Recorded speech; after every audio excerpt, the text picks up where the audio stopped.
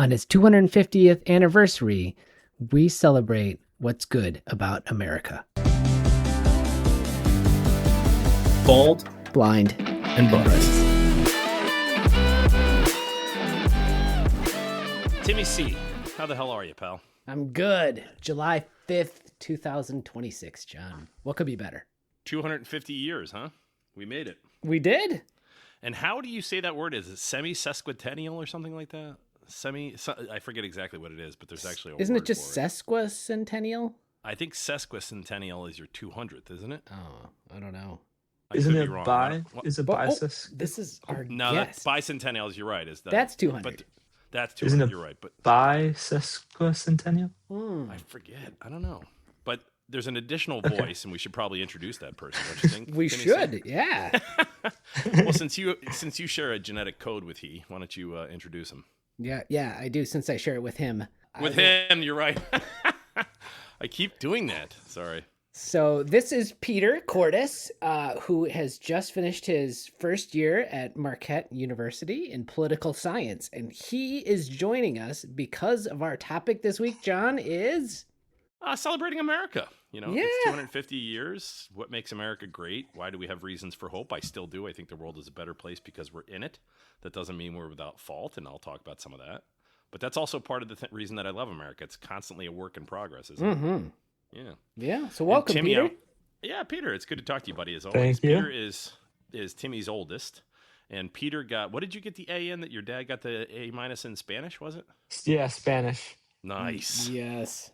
Your dad got 1 A- through his entire 4 years of college, graduated valedictorian at Notre Dame, and managed to get an A- in Spanish, which, you know, if the transitive property means anything, A being better than B and B equal better than C, you're clearly smarter than your dad. Yeah. So I follow that logic. Pretty much, yeah. Pretty much. Hey, do you have any podcasts you want to plug? Any is your book coming out, Peter? Any? No, none of that. Okay. Nothing big? Nothing big. Not yet. Big. Gotcha. Okay. And do I have any hope that you might be shading towards the liberal or libertarian side like I am, or are you in your father's mold and straight out of the Reagan Adoration Club? I think I'm in the middle. Yeah? Yeah. Is your father aware of this? Because you're on tape. Yeah, he's aware of this. No, Peter thinks Reagan is a little too liberal. Oh, nice. I don't know about that one. Well, anyhow, it's always good to welcome you, pal, and I'm hoping you're enjoying Marquette. That's wonderful. Thank you. Yeah. And why don't you tell us a little bit about your first year in studying political science? How have the universities changed in the last 30-plus years when your dad and I were freshmen and lived next door to each other? Well, the first year at Marquette has been really amazing. I've really enjoyed the professors that I've had and the friends that I've made along the way, especially a couple of them who I get to talk about politics and history with. And so far... Imagine that. Your father and I are friends 30-something years later, having done the exact same thing. Yeah. But I'm sorry, keep going. And my favorite class so far has been public policy analysis, where we learned about how to analyze public policy through the first defining the problem and then developing criteria for solutions and so forth. Well, as you know, you're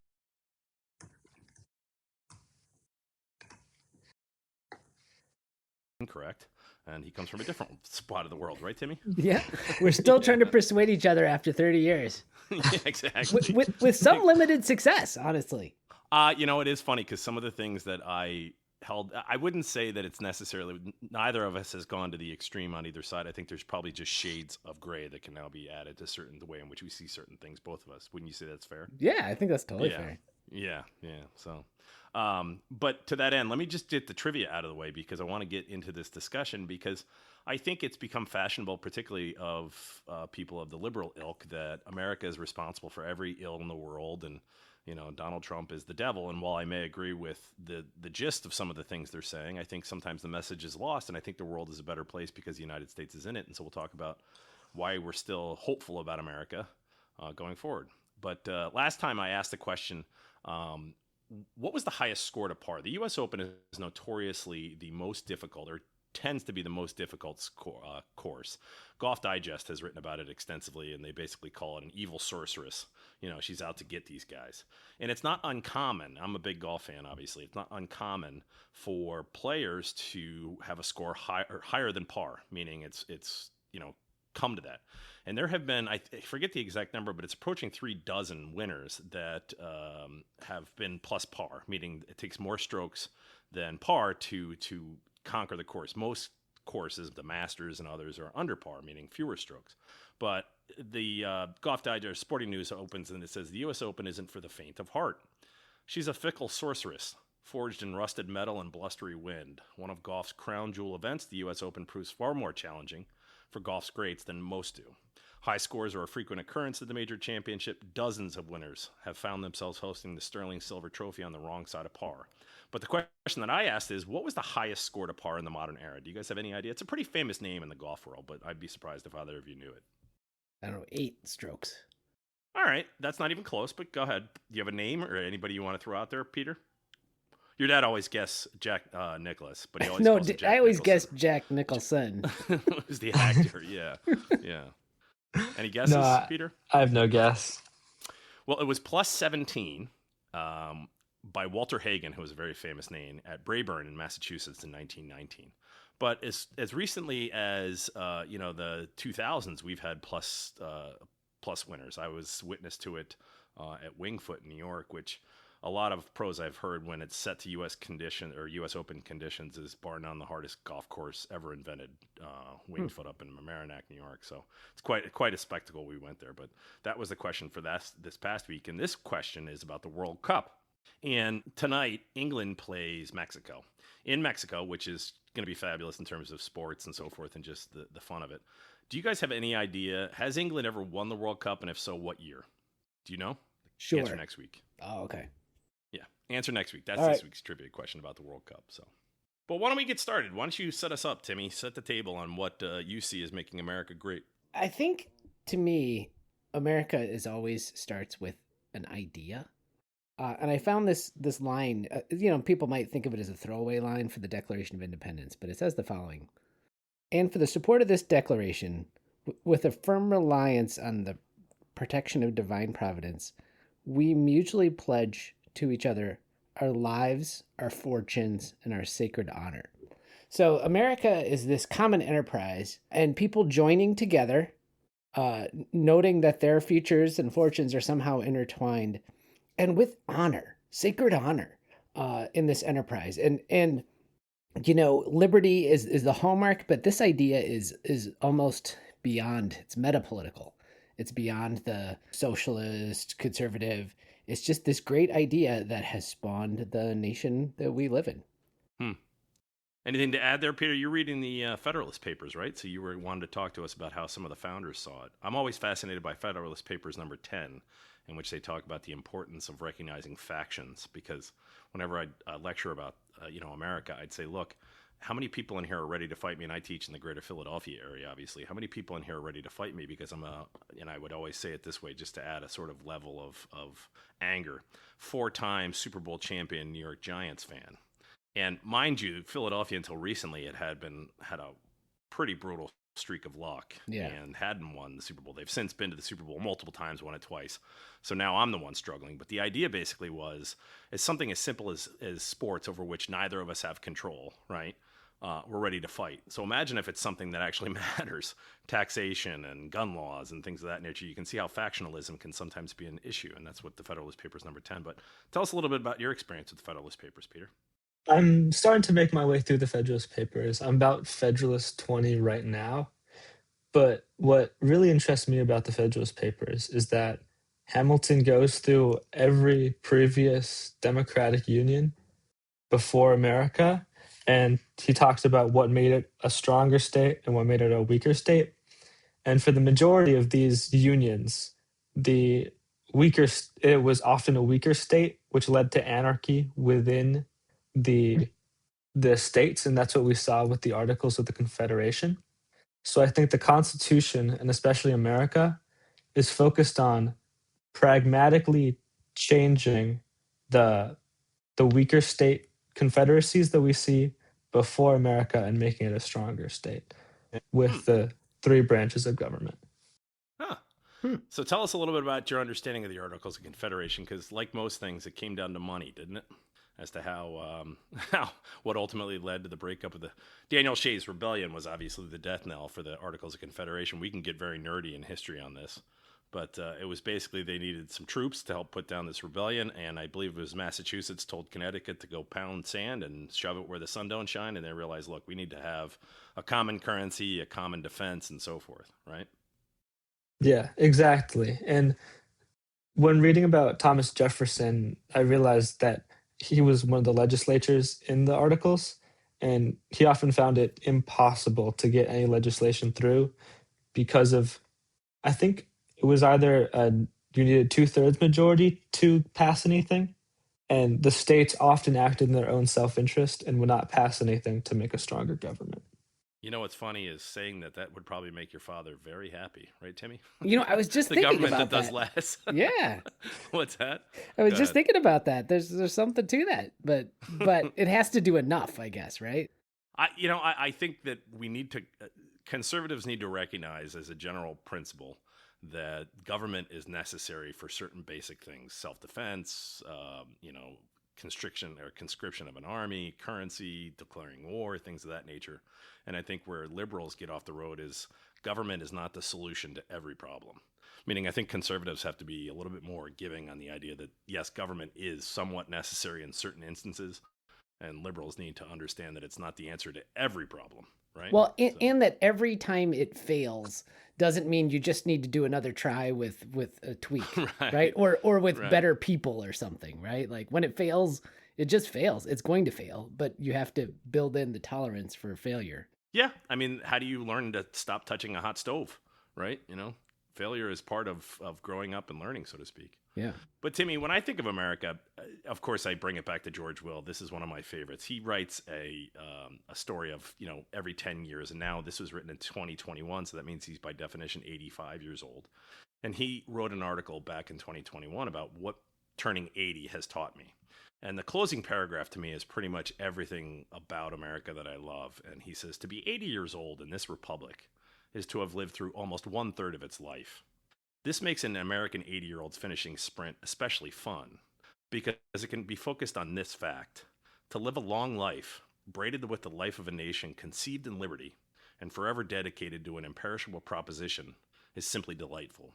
Meaning, the thing that I celebrate about America, and you and I actually agree on this, is everybody sitting down, is the idea is what makes America great. The idea that it was conceived in liberty, and we've had our scars, and of course, all men are created equal. But it's a timeless ideal, and I just think that was such a unique and remains a unique idea throughout history because we were not derived from monarchies, we were not inherited wealth and things of that nature. It was a country that's founded on an ideal that everyone can be treated equally, and that means in nearly every aspect of life, whether that be your religion or your pursuit of happiness and so forth.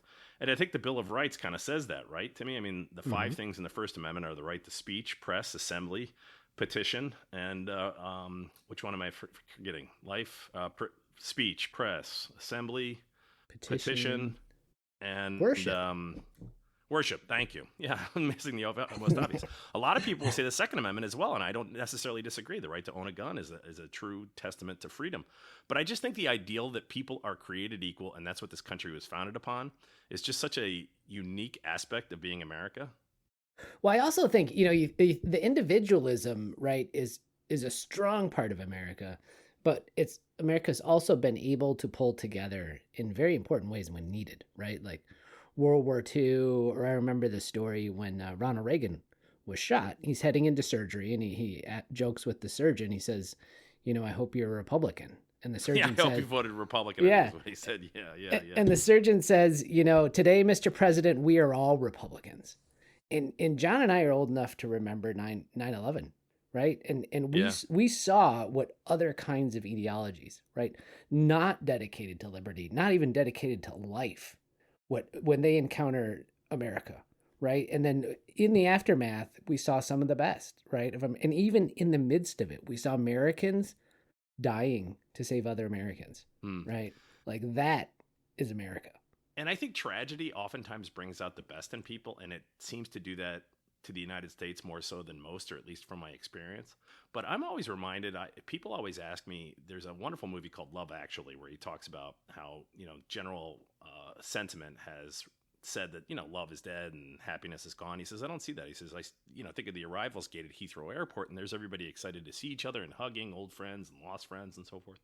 And for me, that moment for me is not 2001, September 11th, but the election of 2000. And the reason I say that is regardless of whether you voted for George W. Bush or Al Gore, the reality is we didn't know who the president was for about 35, 37 days, and nothing happened. Mm-hmm. And I just wonder if that was any other situation or any other country in the world, would we have just gone on with our lives? But I think it speaks to the stability of the American political system and how Americans realized, hey, it's going to figure itself out. Because in most areas around the world, Africa, South America, others, and I'm not making blanket statements, the military would have stepped in. Would they not have, Timmy? Yeah, totally. I mean, isn't that a testament to the fact that nothing happened, regardless of who won? And everybody was sort of like, yeah, you know what? We'll either have President Gore, we'll have President Bush, and we'll figure it out. And people just went on with their days. Yeah, I mean, I said that at the last election, and maybe I should eat my words, but I said, whoever's in the White House, America's still America.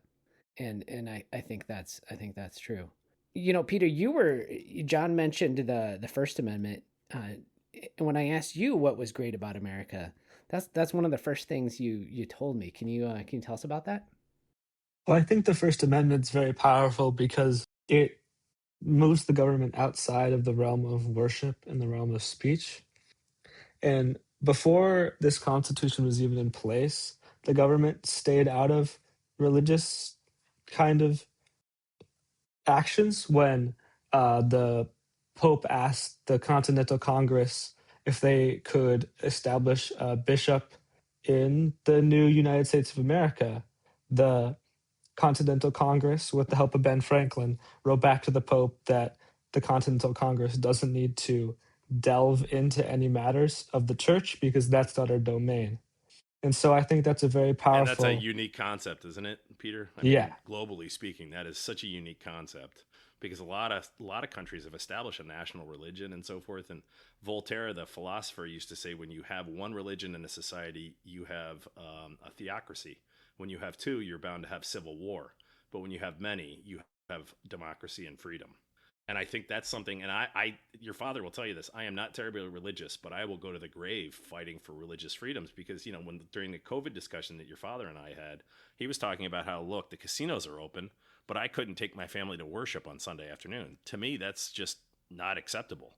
And I will fight for religious freedom because of the idea that it matters. Yeah. I mean, what can matter more, right, than the ability to believe, to align yourself with those beliefs, and to tell other people about them, right? That's the fundamental thing I think that can keep this democracy going, right? And there's been attempts to impinge on it. There still are. There will be, but we have that as an amendment, as a bedrock, and I think that's really powerful. You know what other amendment I like, Peter? I don't know how you feel about this, but I'm big on the Bill of Rights. I always ask people what the Third Amendment is, and it's not relevant anymore because it has to deal with quartering of soldiers. Mm-hmm. But the Fourth Amendment, to me, says a lot about who we are as a people, which is protections against unreasonable search and seizure, because it says that the government has a place, but you as a citizen have rights that have to be protected. It's a remarkable ideal, the Bill of Rights by itself, not just the First Amendment, in many ways the Second Amendment, the right to control and own firearms and so forth, the Fourth Amendment, the Fifth Amendment, which is basically the right to keep your mouth shut, right? Not self-incriminate yourself, jury trials, and the Sixth Amendment and so forth. It's a remarkable document. But to me, the Fourth Amendment, it's always been my favorite. I imagine saying that out loud, that I have a favorite amendment. But that being said, it speaks to me of the proper balance between what you were talking about before, Timmy, of individualism versus government. And I think that's a tremendous testament, the fact that we set limits on what is considered reasonable search and seizure. Yeah, and unfortunately, that one is under a lot of threat, right? That is correct. With the ability of technology to constantly survey, to capture what we're talking about, all those things that one is in peril.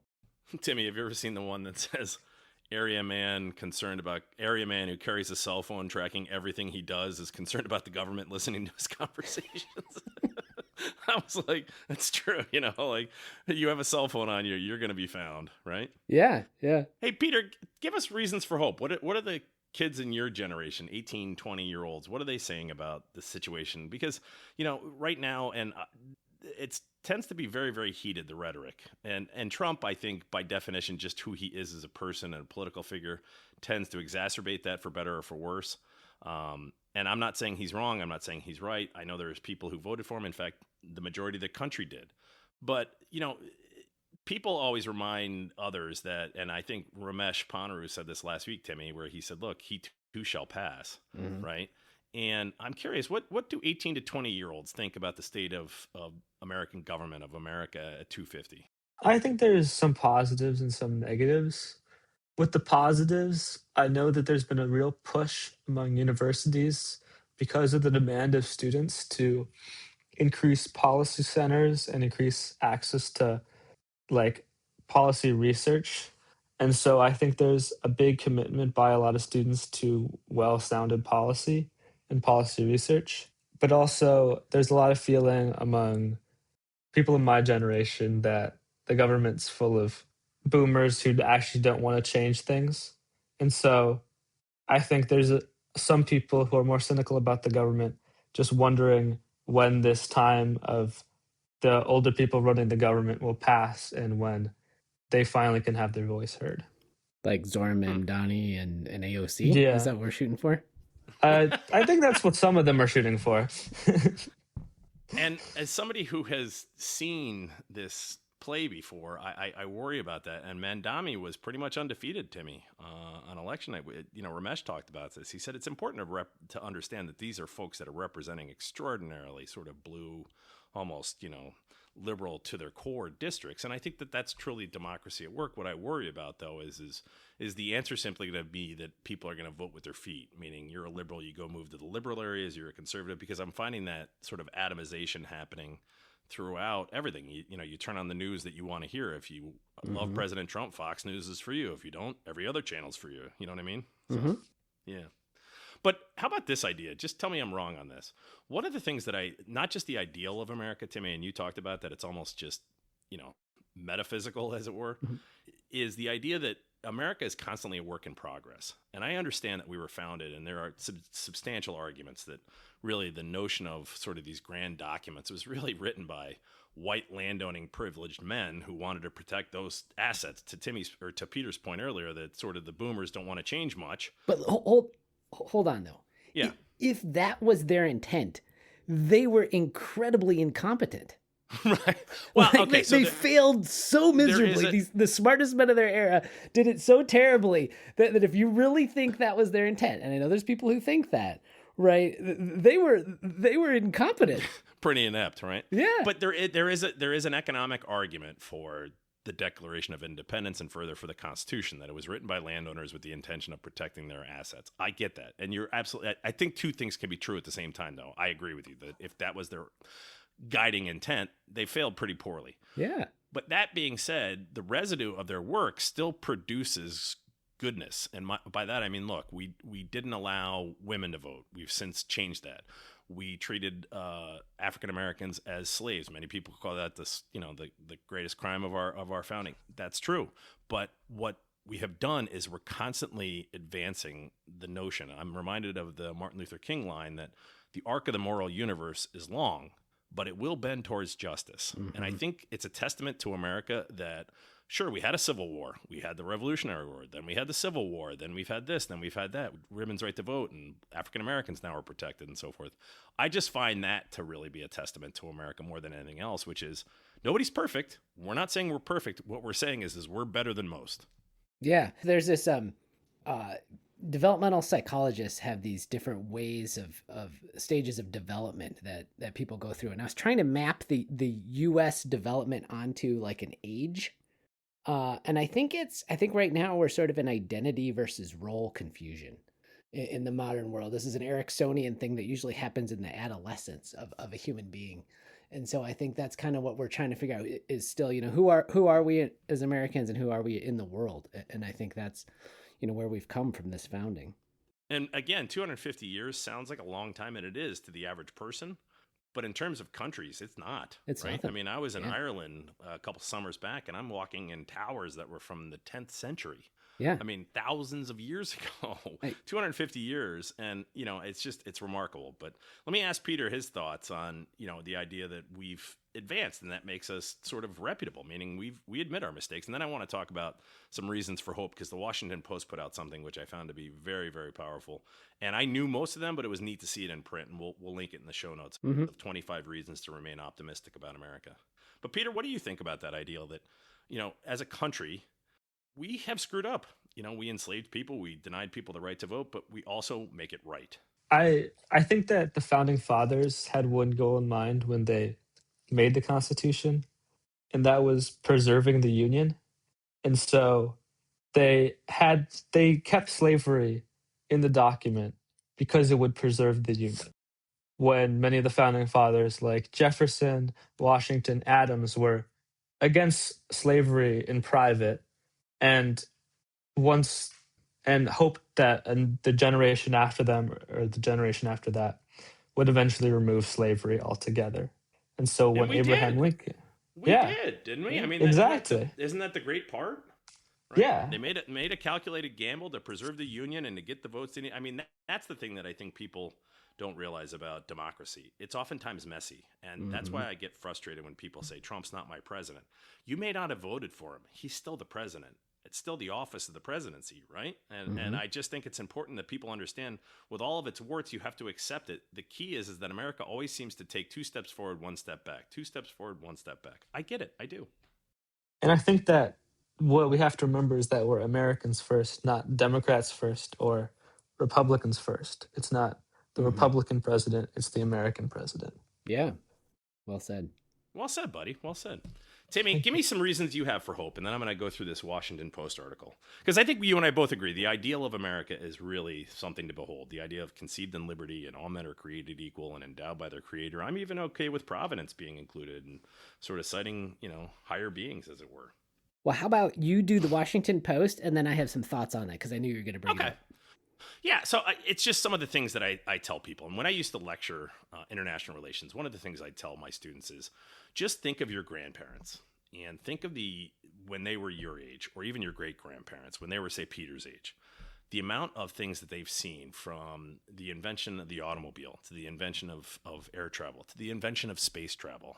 Think of the pharmacological advances, from guaranteed clean drinking water to the birth control pill to antidepressants to the eradication of major diseases. Just the things that this country has been able to accomplish in the last 100 years is a testament to the spirit of America. That's number one.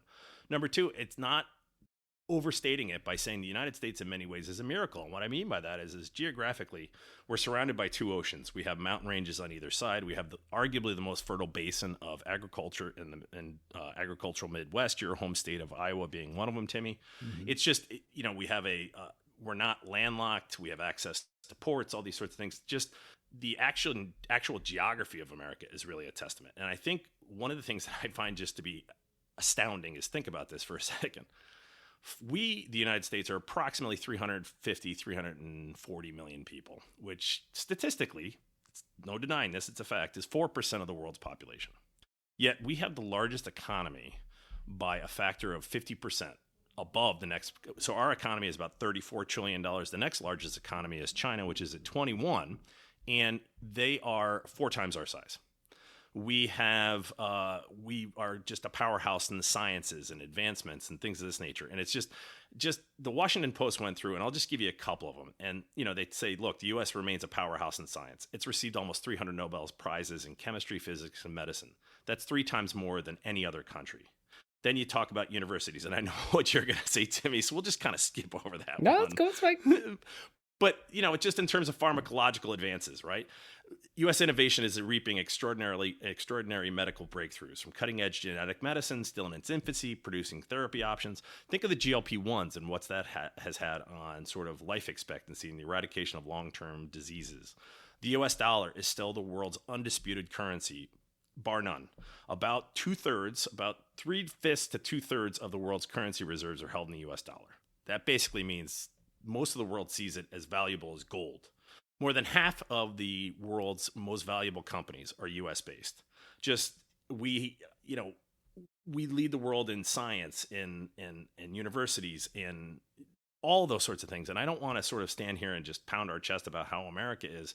But one of the things that I get frustrated sometimes is when people have complaints, the fact that you have a complaint tells you how wonderful America is. These are distinctly what I say first world problems, right, Timmy? I mean, yeah. These people, I went to Whole Foods and they were out of acai berry. Oh my God. We're not at war. We're not Ukraine. And here's another thing that most people don't realize. We are the world's largest exporter of oil. And we are one of the world's largest producers of natural gas and alternative fuels. And then you talk about our military being the largest by a factor. I think it's the world's next 5 or 6 largest militaries in the world. All of these things. I just think sometimes people get caught up in the minutia and miss the big picture, meaning they see the trees and not the forest. And yes, Trump is here. And if you didn't vote for him, as I did not, it's tough to see some of the behavior that you're seeing. I get that. But he's very temporal. He's going to pass. The United States is here to stay, right? And it's just it's a remarkable testament, I think, just of what we've been able to accomplish, putting people on the moon, cancer research, all these sorts of things. So I'm sorry, just I kind of get excited about this stuff, and I will go to bed saying, look, I understand that we have problems and we have behaviors that need to be eradicated, but so too do other countries, but they don't have all the other things to fall back on, like the U.S. currency and research and universities. And it's sometimes I think my liberal friends lose the forest for the trees. You may not like who's in the office, but the office can change. So go ahead, Timmy. I'm sorry. It's really interesting that you see it that way. And I agree with all these. And I will note that this is in the Washington Post. And so it has a little bit. Please expound on that a little bit, because I knew you were going to. That's why I skipped over the parts of the universities, because you're going to go liberal bastions. Yeah. I got you. I got you. So I think, I don't disagree with any of this. Right. But I think it has a smack of elitism and materialism. I would say so these are, I would view this, you're using sort of a landscape. These are the peaks, right? But the thing about America is the contours of the land and the foothills. So I would say that the wonderful thing about America is every head freely bowed in worship on a Sabbath or a Sunday, every protected word in speech or print that corrects the government, that proclaims, that reveals, that entertains, right? Everyone who sees a problem and says, hey, I can do something about that, or throws their lot in starting a new business, right? Every community that pulls together freely, every state that does it its own way because it can, every immigrant who comes and starts somewhere with the hope that their child will be further ahead with freedom. Here, Timmy. Freedom is the engine. That one, I gotta interrupt you. Yeah, absolutely. And I tell people this all the time. For those of you who don't like immigration, I understand it, and I will be the first person to tell you that both parties, Republican and Democrat, have turned a blind eye because they both benefit from it in different ways. But what I will also tell you is over half of the Fortune 500 companies, this is a statistical fact, were started either by immigrants or children of first-generation immigrants. Mm-hmm. That alone should tell you we should welcome people here. Yeah. I mean, Peter's mom, my wife, was born 7,400 miles away, literally on the opposite side of the earth. Right. In India, right? And came here, her family came here. Like that's America. Well, isn't Peter America? Mutts? I mean, right? I mean, Alexis Tocqueville wrote about a distant democracy in America, and he said the unique thing about America is the size, endurance, and durability of its middle class. And to me, you're kind of hitting on that, which is, sure, we can celebrate the peaks, but it's the everyday people doing everyday things that sometimes get overlooked that makes America what it is. 4% of the world's population, we're the world's largest economy by a significant factor. It's not like it's close, right? So it's just with your forest and the trees analogy. I think that's the soil, right? That's this individualism and freedom and responsibility. Like that's the soil that all these trees in the forest grow in, and some of them are quite tall and they're wonderful, but we have to acknowledge the soil. Fair enough.